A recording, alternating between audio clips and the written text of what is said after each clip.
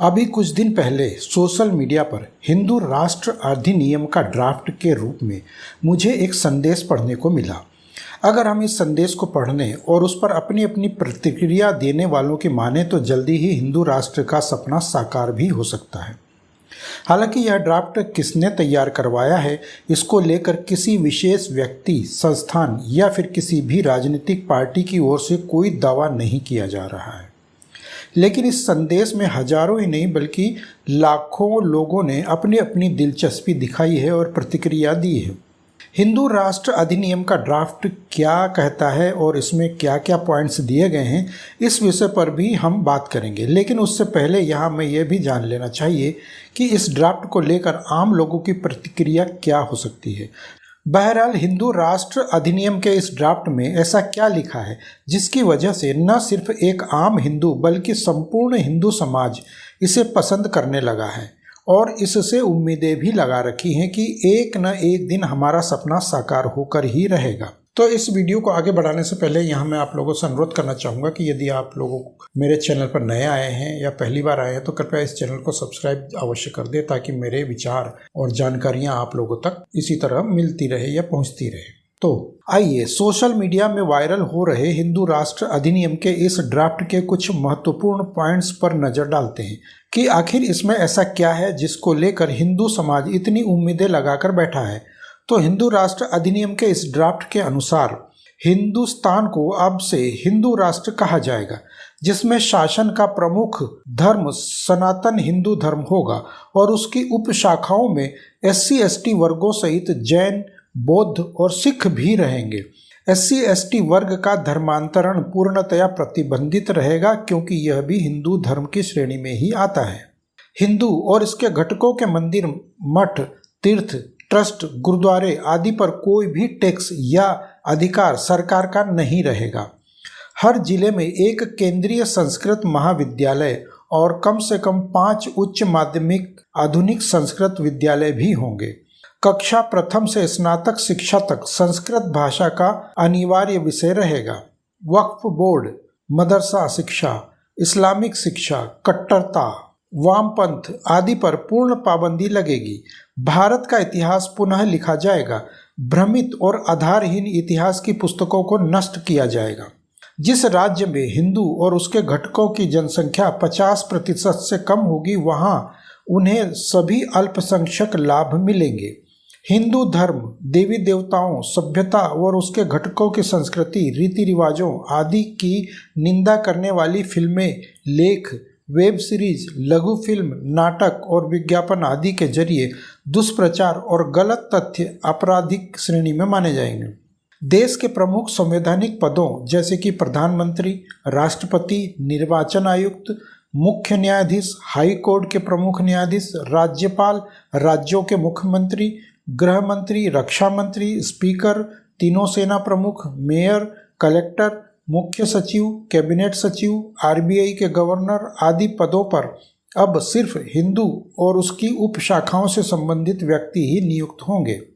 केंद्र और राज्य की सरकारी नौकरियों में, शिक्षा क्षेत्र में, चुनाव क्षेत्रों पर हिंदू और इसके घटकों की अधिकतम सीमा 90% से अधिक रहेगी। धर्मांतरित कर हिंदू धर्म में आने वाले देशी और विदेशी परिवार, व्यक्ति, समूह आदि को हिंदू वर्ग में शिक्षा और नौकरी में 5% आरक्षण का लाभ मिलेगा। अल्पसंख्यक आयोग और अन्य लाभ बंद कर दिए जाएंगे। 70% से अधिक जनसंख्या वाले हिंदू जिलों में हिंदू और घटकों की आबादी में अन्य को संपत्ति खरीद और व्यापार जैसे लाभ बंद होंगे। जबरदस्ती, धोखेबाजी, छल कपट या फिर लालच से हिंदुओं के धर्मांतरण के लिए सजा के तौर पर उम्र कैद और 50 लाख रुपए का जुर्माना होगा। हिंदू लड़के या लड़की से विवाह करने वाले अन्य धर्म वाले को अनिवार्य रूप से हिंदू धर्म अपनाना पड़ेगा। जनसंख्या नियंत्रण को लेकर एक विवाह, 2 बच्चों की अनिवार्य जनसंख्या नीति लाई जाएगी। हिंदुओं की संपत्ति खरीदने से पहले अन्य को 1 साल पहले जिला कलेक्टर को इसकी सूचना देनी होगी। हिंदू और इसके घटक अगर अन्य किसी धर्म को अपनाते हैं तो उन्हें 1 साल पहले इसकी सूचना जिला कलेक्टर को देनी पड़ेगी। हर जिले में एक या एक से अधिक उन्नत गौशाला व नंदीशाला होगी। बाघ के साथ अब गाय को भी राष्ट्रीय पशु का दर्जा दिया जाएगा। संपूर्ण देश में गोवंश की तस्करी, हत्या और मांस की बिक्री पर उम्र कैद रहेगी। रामायण, गीता, गुरु ग्रंथ साहिब, जैन व बौद्ध ग्रंथ राष्ट्रीय ग्रंथ घोषित होंगे। सरकारी नौकरी पर हिंदू व इसके घटकों के लिए 90% पद आरक्षित रहेंगे। अन्य धर्मों के लिए पद सीमा 10% पदों से अधिक नहीं होगी। संसद, विधानसभा परिषदों के 90% पद हिंदू व इसके घटकों के लिए आरक्षित होंगे। सभी हिंदू व इनके घटकों के धार्मिक स्थलों और क्षेत्रों से अन्य धर्मों के कब्जे हटेंगे और उनका फिर से हिंदू नामांकरण, शिलान्यास होगा और पुनर्निर्माण होगा। अन्य के धार्मिक स्थलों की एक सीमा निश्चित की जाएगी। रक्षा क्षेत्र में धर्म, जाति एवं नस्ल के आधार पर बनी रेजिमेंट भंग होकर अब सनातन सेना ही एक रेजिमेंट होगी। चुनावों में सिर्फ उम्मीदवारों के नाम पर ही चुनाव होगा, उसमें जाति का उल्लेख नहीं किया जाएगा। संविधान की प्रस्तावना को सनातन रूप में लिखा जाएगा।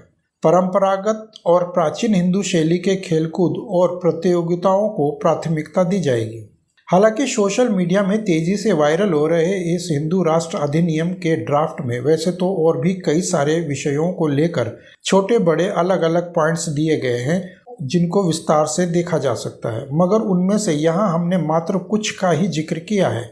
यहाँ हमने हिंदू राष्ट्र अधिनियम के ड्राफ्ट से जो कुछ भी पॉइंट्स बताए हैं उन पर यदि यकीन करते हुए हम इस बात पर विचार करें कि क्या वाकई ऐसा संभव हो सकता है और यदि हाँ तो कब और कैसे हो सकता है, क्या यह इतना आसान है या इसके लिए कोई बहुत बड़ी क्रांति होने वाली है या फिर हमारी वर्तमान सरकार ही इसको किसी प्रकार से बहुमत के आधार पर लागू कर सकती है। बहरहाल जो भी हो इसका जवाब तो भविष्य के गर्भ में ही छुपा है। तो यदि यह जानकारी आप लोगों को अच्छी लगी हो तो कृपया कमेंट बॉक्स में अपना विचार हमें जरूर बताएं और जाने से पहले वीडियो को लाइक और शेयर भी करते जाएं। और अगर आप इस चैनल पर नए आए तो कृपया इस चैनल को सब्सक्राइब करने के बाद पास ही में बने बेल आइकन को भी दबाना ना भूलें। तब तक के लिए धन्यवाद। जय हिंद, वंदे मातरम।